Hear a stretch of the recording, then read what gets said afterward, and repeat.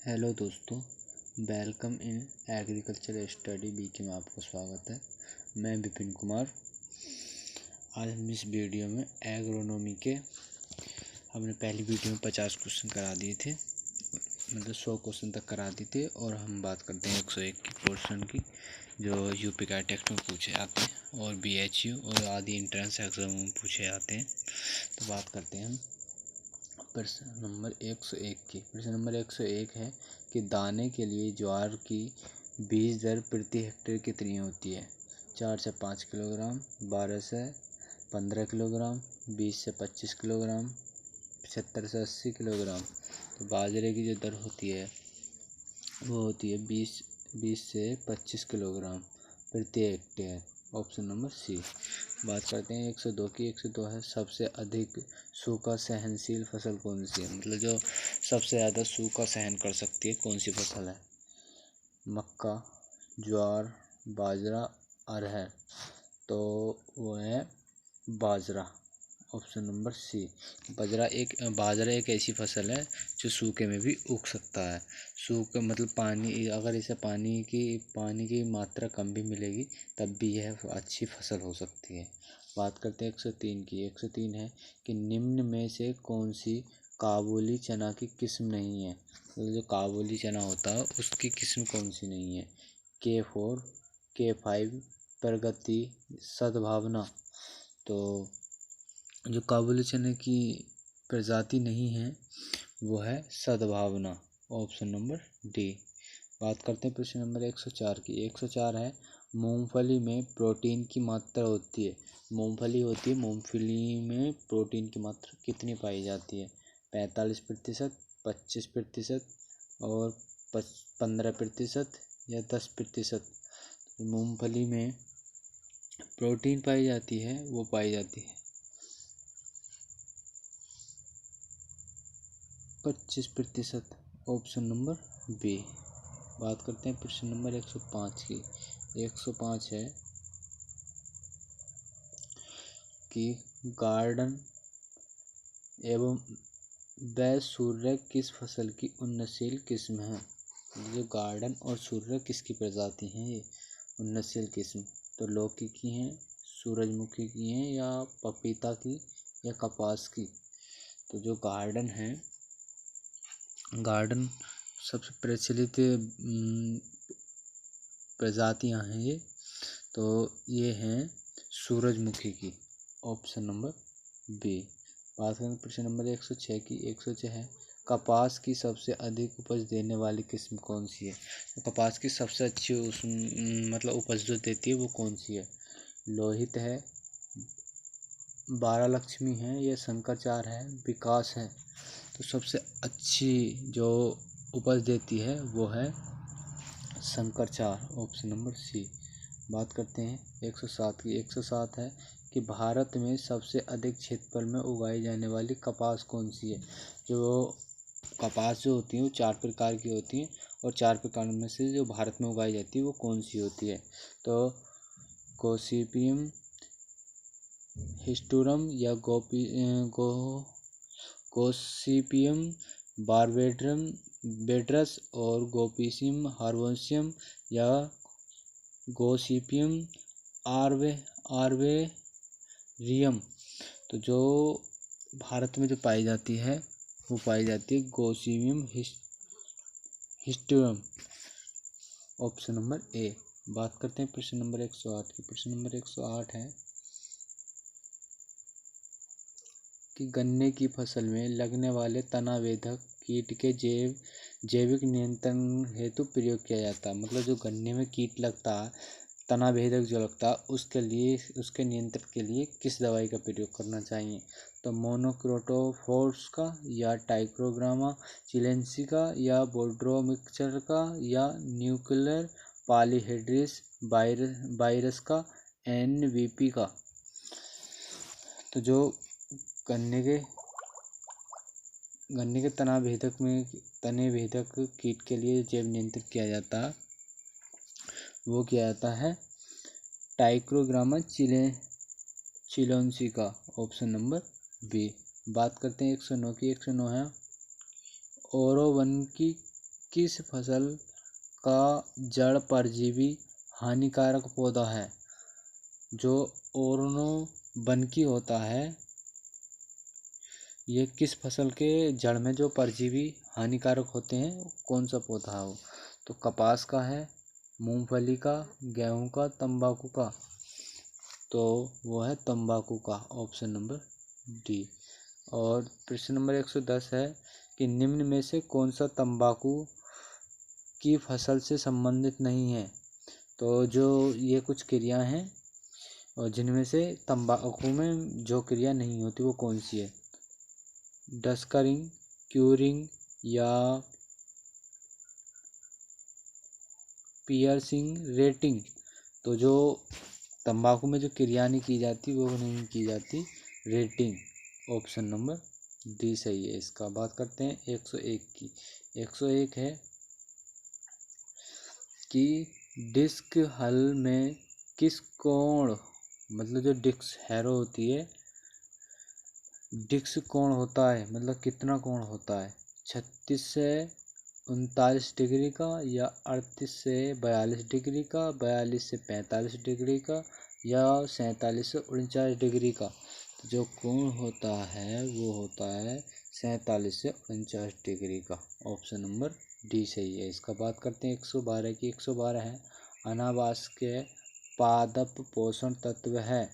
जो अनावास होता है उसमें पादप पोषण तत्व कौन सा है? तो जिंक है, या गंधक, सोडियम, या पोटेशियम।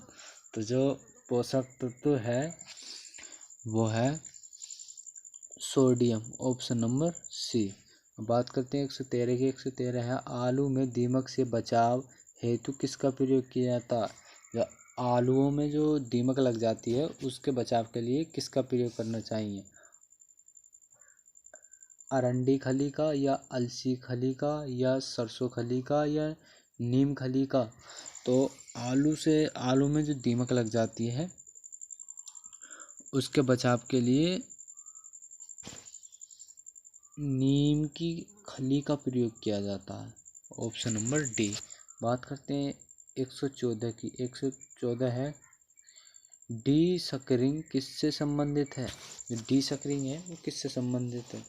तंबाकू से, या गेहूं से, या अरंडी से, या कुसुम से। तो डी सकरिंग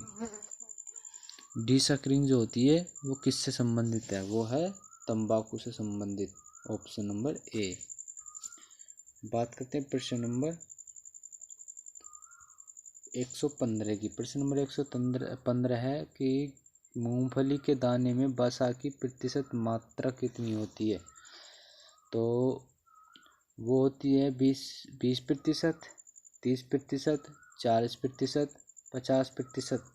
तो मूंगफली में होती है 40% वसा की मात्रा होती है, ऑप्शन नंबर सी सही है इसको। बात करते हैं 116 की। 116 है कि पौधरोपित धान में साधारण प्रयोग होने वाले खरपतवार नाशी हैं ब्यूटो क्लोरो, या सल्फ्यूरान, या 2,4-D, या पेडीमिथिलीन।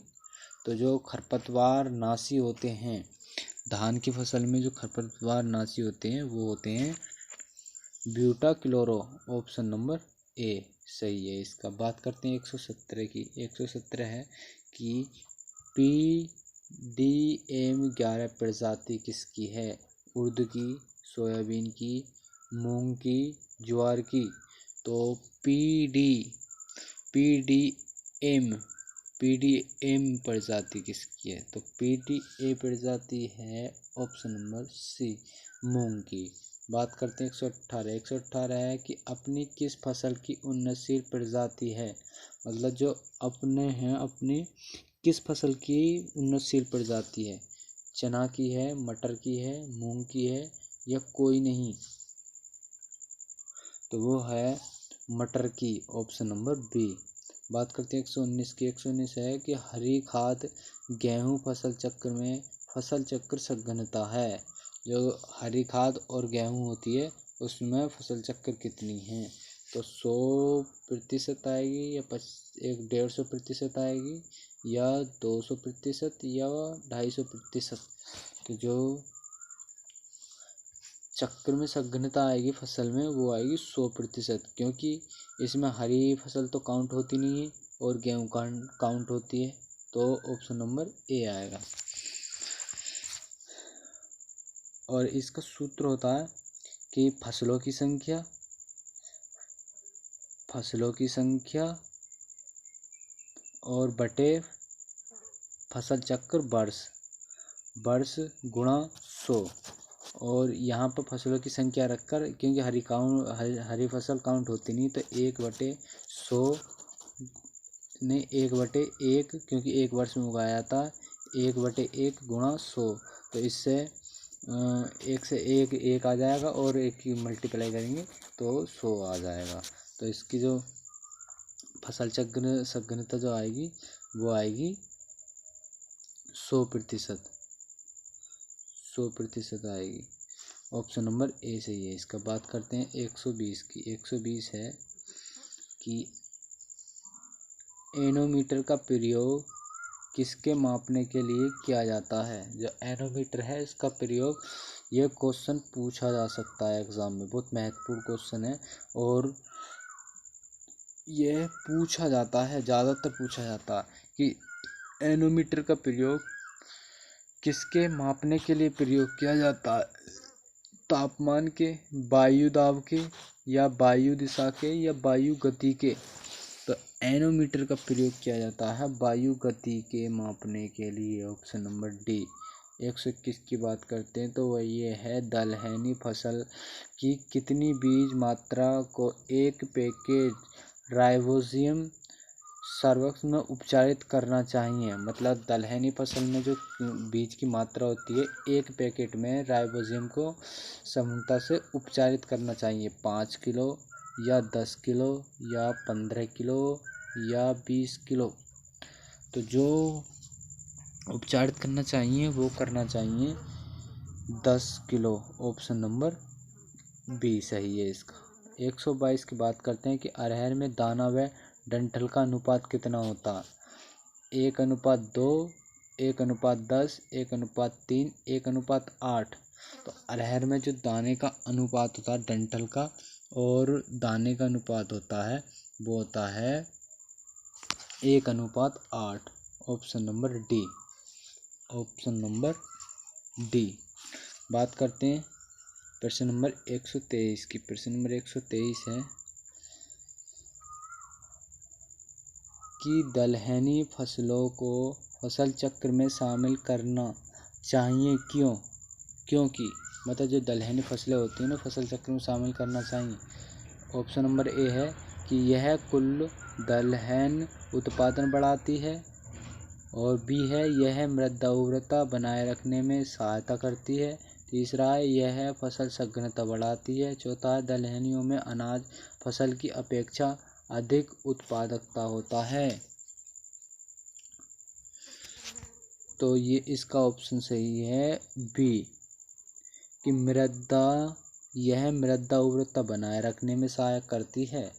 ऑप्शन नंबर बी सही है। बात करते हैं 124 की। 124 है, राक फास्फेट का प्रयोग खालिस्तान में किया जाता है। जो राक फास्फेट होता है इसका प्रयोग किया जाता है लवणीय भूमि में या क्षारीय भूमि में, अम्लीय भूमि में, सामान्य भूमि में।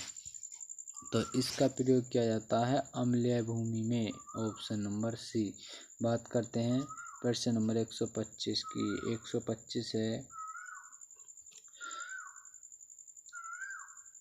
कि फव्वारा सिंचाई का प्रयोग किन क्षेत्रों में होता है। अधिक वर्षा वालों में या सुनिश्चित सिंचाई वालों में, ऊंची नीची भूमि वालों में, उपरोक्त में से कोई नहीं। तो ऊंची नीची भूमियों में फुव्वारे का प्रयोग किया जाता है। Option number C. बात करते हैं 126। 126 है, तंबाकू में रचाई बढ़ाने के लिए की जाती है गुणवत्ता या उपज या बीमारी प्रतिरोधकता या उपरोक्त में से कोई नहीं। तो तंबाकू की रचाई बढ़ाने के लिए प्रयोग किया जाता है वो किसका किया जाता है, वो किया जाता है गुणवत्ता का। Option number A. बात करते हैं प्रश्न नंबर 127 की। 127 है कि आधारीय बीज का उत्पादन होता है न्यूक्लियर से या ब्लीडर से या क्वालिटी बीज से या प्रमाणित बीज से। तो जो आधारीय बीज होता है, आधारीय बीज का उत्पादक जो होता है वो होता है ब्रीडर से। Option number B. बात करते हैं प्रश्न नंबर 128 की। प्रश्न नंबर 128 है कि इसमें पूरा क्वेश्चन आ नहीं रहा है, इसमें पढ़ना कि सूची 1 का मिलान सूची 2 से कीजिए और कूट से सही उत्तर चुनिए। तो हम इसे मिलाते हैं। तो पहला है टेशियोमीटर किससे संबंधित है? तो टेशियोमीटर फ्रीडर से, कैप्रिस से नहीं। हमारा जो ऑप्शन नंबर इसमें सही है वो है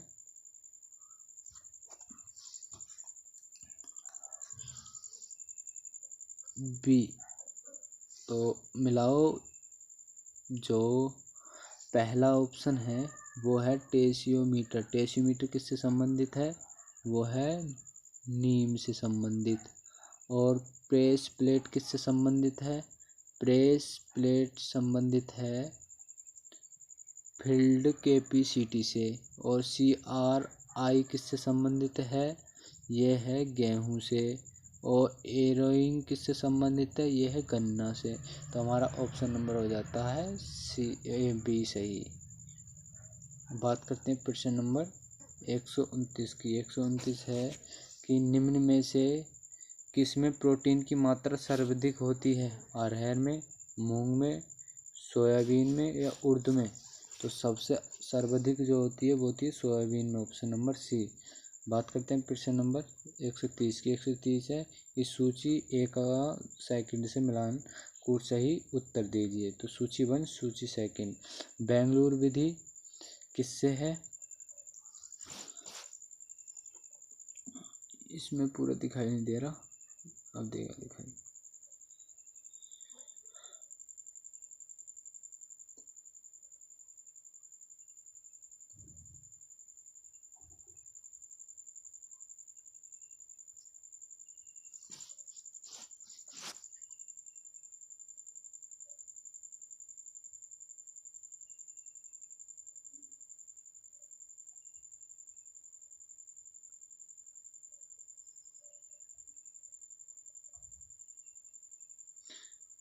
मिलाते हैं तो यह है बेंगलुरु विधि।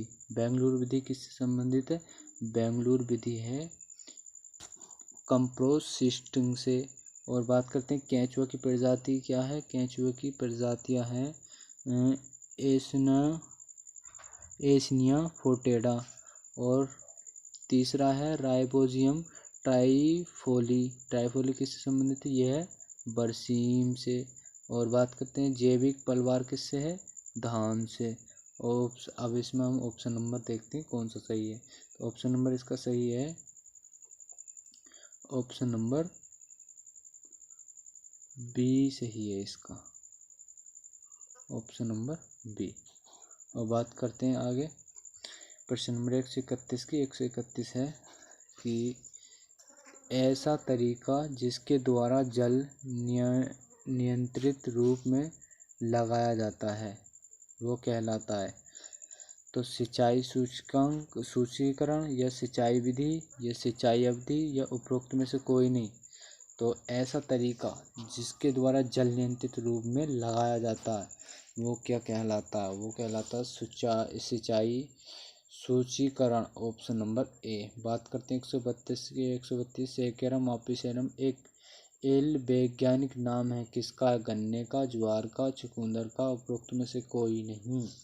तो सेकेरम ऑपिसेरम गन्ना ये है गन्ने का वैज्ञानिक नाम। Option number A. बात करते हैं प्रश्न नंबर 133 की। 133 है कि धान शोधक निर्देशालय कहाँ पर है? बेंगलुरु में, हैदराबाद में, नई दिल्ली में, उपरोक्त में से कोई नहीं। तो धान जो शोधन केंद्र है वो है हैदराबाद में। ऑप्शन नंबर बी सही है। बात करते हैं 134 है कि शुष्क खेती हेतु फसलों एवं प्रजातियों में खालिस्तान सा गुण होना चाहिए। कम अवधि एवं शीघ्र अवधि में गहरी एवं विभाजित जड़ें या शीघ्र पकने वाली या इनमें से कोई नहीं। तो शुष्क खेती हेतु फसलों एवं प्रजाति में खालिस्तान सा गुण होना चाहिए। मतलब कौन सा गुण होना चाहिए? वो होना चाहिए इनमें सभी, ऑप्शन नंबर डी। उसमें कम अवधि एवं शीघ्रता वृद्धि हो, गहरी एवं बाज़ी जड़ें हों और शीघ्र पकने वाली हों। बात करते हैं प्रश्न नंबर 35। प्रश्न नंबर 35 है कि थ्रेशर का प्रयोग किया जाता है अनाज की बुवाई में या फसलों की कटाई में, अनाज की मिलिंग में या उपरोक्त में से कोई नहीं। तो थ्रेशर का जो प्रयोग किया जाता है वो किया जाता है अनाज की मिलिंग में, ऑप्शन नंबर सी। बात करते हैं प्रश्न नंबर 136 की। 136 है किस राज्य में मूंगफली का सर्वाधिक उत्पादन होता है? महाराष्ट्र में, गुजरात में, उत्तर प्रदेश में, मध्य प्रदेश में। तो सबसे ज़्यादा जो उत्पादन होता है मूंगफली का वो होता है गुजरात में, ऑप्शन नंबर बी सही है इसका। बात करते हैं प्रश्न नंबर 137 की। 137 है कि गेहूं की कटाई करते समय नमी का प्रतिशत होना चाहिए। मतलब जब गेहूं की कटाई की जाए उस टाइम जो नमी की मात्रा होनी प्रतिशत होनी चाहिए, कितनी होनी चाहिए? 15 से 20%, 25 से 30% या 8 से 10% या 10 से 12%। तो उसकी प्रतिशत होनी चाहिए गेहूं की कटाई के समय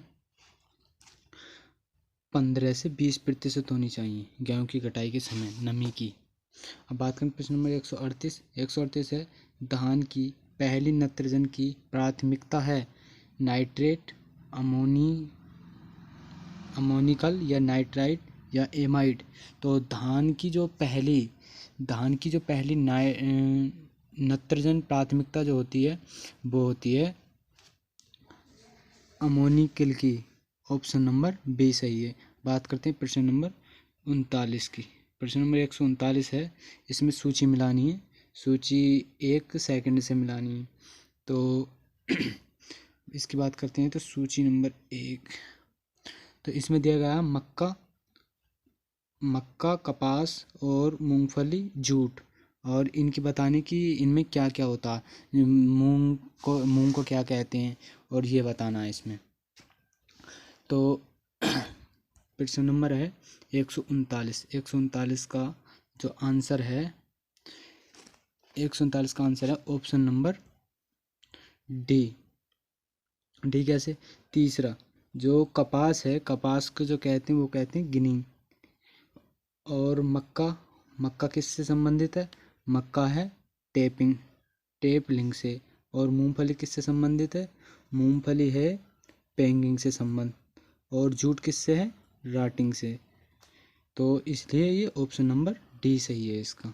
बात करते हैं प्रश्न नंबर 140 की। प्रश्न नंबर 140 है कि चने की देर से बुवाई हेतु संतति प्रकार हैं।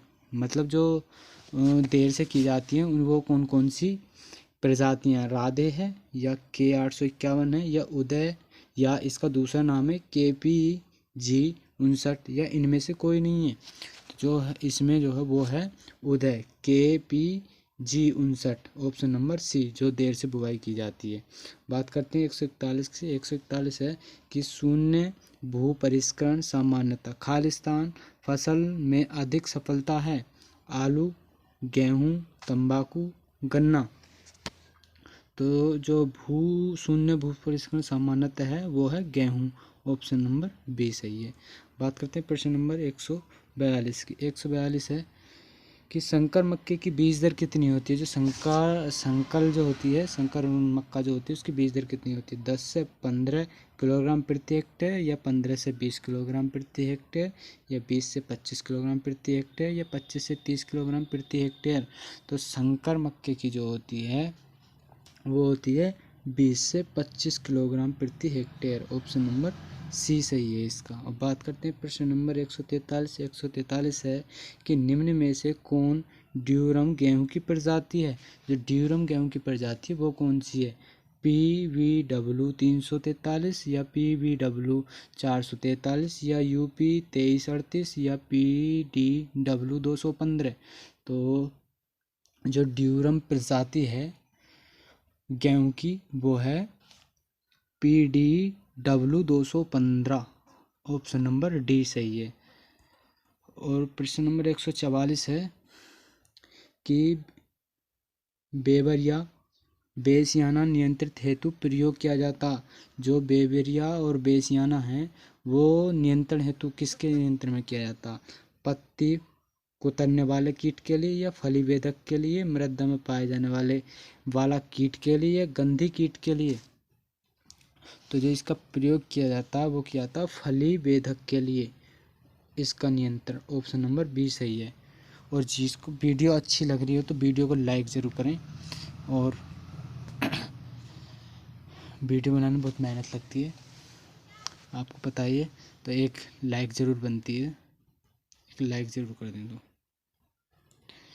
अब करते हैं प्रश्न नंबर 145। 145 किस फसल में नील हरित काई का प्रयोग जैव उर्वरक के रूप में होता है?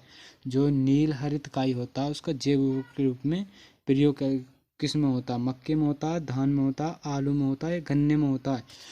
जो वो धान में प्रयोग होता है। जो नील हरित सवाल होते हैं जैव उर्वरक का कार्य करते हैं। वो धान के जो धान में नीचे की परत में जो काई जमी आती है उसे ही नीला हरित सवाल कहते हैं, काई कहते हैं, और वो जैव उर्वरक का कार्य करती है। ऑप्शन नंबर बी सही है इसका। बात करते हैं 146। 146 है कि धान्य फसल के लिए नाइट्रोजन, फास्फोरस, पोटेशियम का कौन सा सही आदर्श अनुपात है? 6:3:1, 8:2:1, 4:2:1, 9:6:3। तो इसमें धान की फसल में पूछा है कि नाइट्रोजन और फास्फोरस और पोटेशियम का सही जो आदर्श अनुपात है वो क्या है? तो वो है 4:2:1। 4 तो हो जाएगा नाइट्रोजन और 2 हो जाएगा फास्फोरस, 1 हो जाएगा पोटेशियम। तो 4:2:1 हो जाएगा।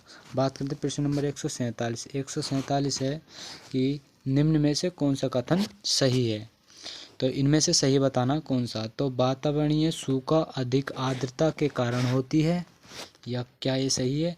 और प्रवाही सिंचाई में जल प्रयोग क्षमता अधिक होती है, या ऊंची नीची सतह वाली भूमियों के लिए बौछारी सिंचाई कम उपयुक्त है, और अधिकतम जल धारण क्षमता पर मृदा के सभी छिद्र पानी से भरे रहते हैं। तो इसमें है ऑप्शन नंबर डी सही। जो अधिकतम जल धारण क्षमता पर मृदा के जो सभी छिद्र होते हैं वो पानी से भरे रहते हैं। जो उसमें छेद पाए जाते हैं मृदा में वो सभी भर जाते हैं, इसलिए ऑप्शन नंबर डी सही है। बात करते हैं प्रश्न नंबर 148 की। प्रश्न नंबर 148 है कि जल में गैसीय अवस्था है। जो जल में कौन सी गैसीय अवस्था है? बर्फ है, ओला है, ओस है, या वाष्प है? तो जल में जो गैसीय अवस्था है वो है वाष्प, ऑप्शन नंबर डी। और प्रश्न नंबर 149 की बात करते हैं तो सर्वोत्तम हरी खाद की फसल कौन सी है? ग्वार है, सनई है, ढैंचा है, कोई नहीं। ये सब जो हैं हरी खाद की फसल हैं, लेकिन जो सबसे सर्वोत्तम मानी जाती है वो कौन सी है? वो है ढैंचा, ऑप्शन नंबर सी। बात करते हैं प्रश्न नंबर 50 की। 50 है भूरी क्रांति किससे संबंधित है? उर्वरक से, मछली से, पशु से, अंडा से? तो भूरी क्रांति जो संबंधित है वो है उर्वरक से, ऑप्शन नंबर ए।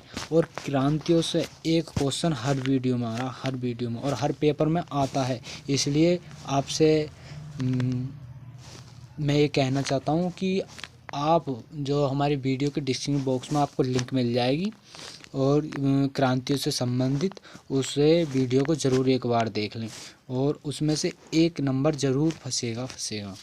बात करते हैं प्रश्न नंबर 51 की। प्रश्न नंबर 51 है कि इक्रिसेट अर्ध शुष्क क्षेत्र के लिए अंतर्राष्ट्रीय फसल शोधक संस्थान स्थित है। तो कहाँ स्थित है ये? लखनऊ में है, हैदराबाद में, जोधपुर में, या नई दिल्ली में? तो इसका आंसर जो आपको कमेंट बॉक्स में बताना है, कमेंट बॉक्स में छाप कर बताना है कि इक्रिसेट अर्धशुष्क क्षेत्र के लिए अंतर्राष्ट्रीय फसल शोधन कहाँ स्थित है। आपको कमेंट बॉक्स में छापकर आंसर इसका बताना है। और आपको वीडियो अच्छी लगी हो तो वीडियो को लाइक ज़रूर करें, और जो हमारे चैनल पर नए हैं वो चैनल को सब्सक्राइब करें। आपको इस तरह की वीडियो हमारे चैनल पर मिलेंगी। और मिलते हैं फिर अगली वीडियो में। जब तक के लिए बाय।